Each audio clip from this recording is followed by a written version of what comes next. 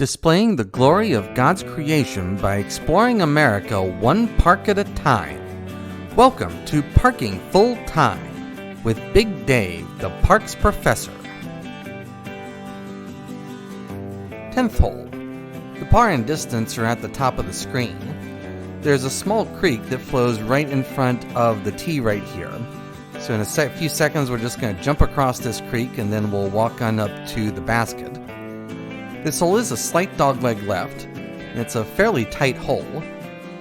The creek does continue off here to the left, but it's far enough to the left that it would take either a really bad ricochet or a really bad throw to end up over there.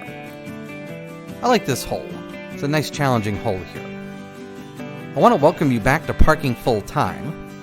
I am Big Dave, the parks professor. Here's the 10th basket, and there's the view back to the tee. We are at Shaver Recreation Complex. We are on the west side of Seneca, South Carolina, and so we're a few miles west of Clemson in upstate South Carolina.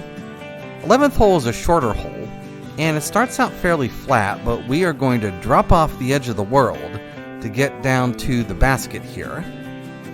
There's also a small creek and a heavily wooded area behind the basket. So you really don't want to overthrow here, and that's easy to do because it's so downhill. The 12th hole starts out steeply uphill, and it's fairly tight at first, but as we get up here to the top of the hill, you'll see that the terrain really flattens out, and this hole really opens up. This is actually one of the widest fairways on this course. This is a heavily wooded course, and this course never really breaks out into the open, but this area here is kind of as open as this course gets. Shaver Recreation Complex actually has two courses. This is the original course. There's also a championship course, and I'll show you that course in a separate set of videos. There's the view back to the tee. This is a nice kind of change of pace hole. I like this hole. 13th hole is another long uphill hole. I should say a word about the pars that I'm giving you here. On some holes there was a discrepancy between the par given on the tee sign and the par given on the course map near the parking area.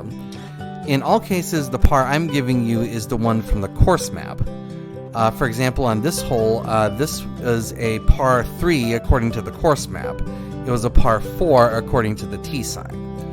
And so all of the pars I'm giving you are the ones from the course map. When I came here and walked around this course, those pars just seem to be more realistic. The pars from the tee sign seem to be outdated in some cases. Hole number 14 plays down and up over a small ravine here. This is a fairly steep ravine, and this is a fairly tight hole. This is a pretty challenging little hole here. I'm having to walk slowly because of the steep terrain.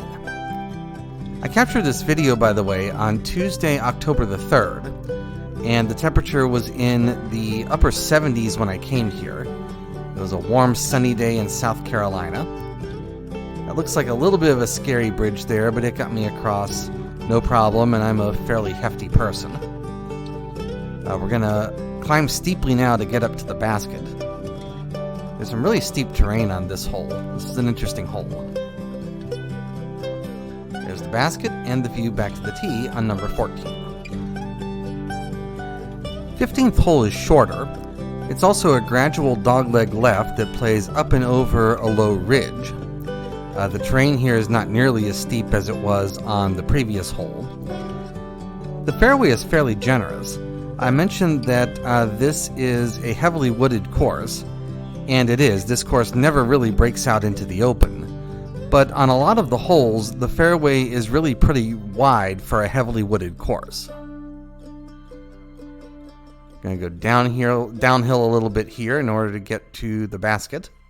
There's the view back to the tee. 16th hole goes back uphill again. It's also a gradual dogleg right, but it is moderately uphill. And again, the fairway is fairly generous considering this is a heavily wooded course.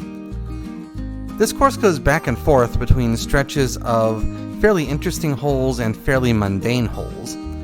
Each of the two nines start with holes that I think are fairly interesting, but also each of the two nines end with holes that I think are fairly mundane.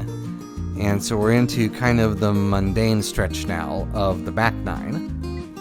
They're not bad holes, it just seems that a lot of courses have holes similar to these. 17th hole is the last kind of interesting hole. It is quite a bit downhill, and it's fairly short, but it's also fairly tight. There are a lot of medium-sized trees here that you have to thread your disc between in order to get down to the basket in only one throw. There is also a small creek off to the left of the basket here, and that creek is close enough that it could definitely come into play if you miss to the left. The area around the basket, though, is pretty flat and open. But I do like this hole. I think it's pretty interesting. 18th hole and final hole is moderately uphill. It's fairly tight, and it's fairly short, and it's another one of these holes that you see these type of holes on a lot of different courses around. I do want to thank you for watching. Parking full-time would not be anything without the people who watch. I realize that every day, and I thank you every day. This course is interesting in stretches and also has some mundane stretches. It's not one of my favorite courses in upstate South Carolina, but if you want a relaxing casual round, then you could certainly do worse than this course. That is the end of the course. Thank you for watching. Have a great afternoon. Take care, and Lord bless.